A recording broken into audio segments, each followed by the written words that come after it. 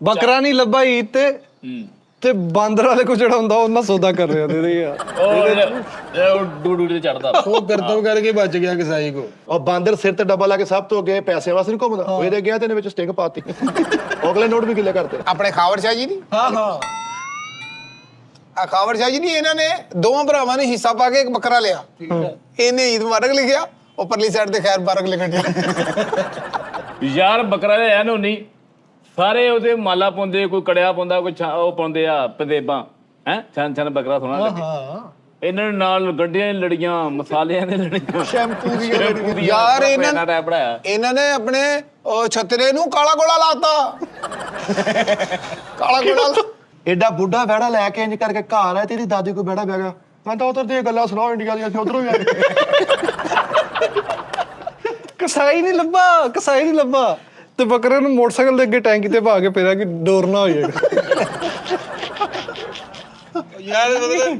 ਕਸਾਈ ਨੂੰ ਪੈਸੇ ਦੇਣੇ ਤੇ ਉਹਦੇ ਘਰ ਦੇ ਬਾਹਰ ਸੁੱਤਾ ਕਦਾ ਸਵੇਰੇ ਗਾਇਬ ਹੋ ਜਾ ਨਹੀਂ ਮਿਠਾਈ ਮੈਂ ਸਿਆਸਤ ਕੀਤੀ ਐਤਕੀ ਅੱਛਾ ਜੀ 5000 ਰੁਪਏ ਕਸਾਈ ਨੂੰ ਦਿੱਤਾ ਭਲਾ ਕਾਹਦਾ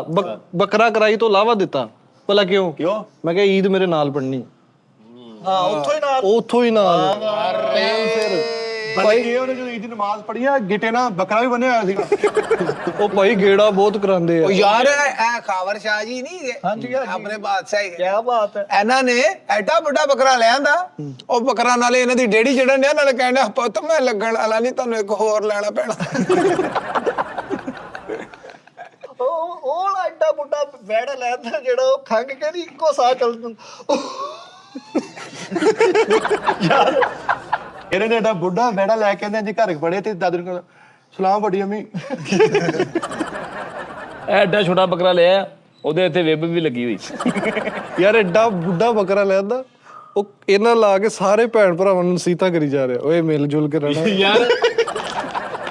ਸਮਝਾ ਰਿਹਾ ਐਡਾ ਬੁੱਢਾ ਬੱਕਰਾ ਲੈ ਆਂਦਾ ਉਹ ਵੈਸੇ ਬੈਠਾ ਐਂ ਨਹੀਂ ਕਰਦਾ ਹੁੰਦਾ ਸੋਟੀ ਬੜੀ ਨਾ ਇਹਨੇ ਐਡਾ ਛੋਟਾ ਲੈ ਵੀ ਇਸ ਤੋਂ ਛੋਟਾ ਕੋਈ ਮੈਨੂੰ ਕਰਕੇ ਦਿਖਾਵੇ ਐਡਾ ਛੋਟਾ ਬੱਕਰਾ ਲੈਂਦਾ ਉਹਦੇ ਅੱਗੇ ਪਿੰਸਲ ਨਾਲ ਲਕੀਰ ਵਾਦਾ ਰੁਕ ਜਾਂਦਾ ਕਿਹੜੀ ਟਾਈਮ ਇਹਨੇ ਨੇ ਐਡਾ ਬੁੱਢਾ ਬੱਕਰਾ ਲਿਆਂਦਾ ਉਹਨੂੰ ਚਾਂਦ ਰਾਤ ਨੂੰ ਐਨਕ ਲਵਾਈ ਤੇ ਫੇਰ ਛੁਰੀਆਂ ਨਜ਼ਰ ਆਈਆਂ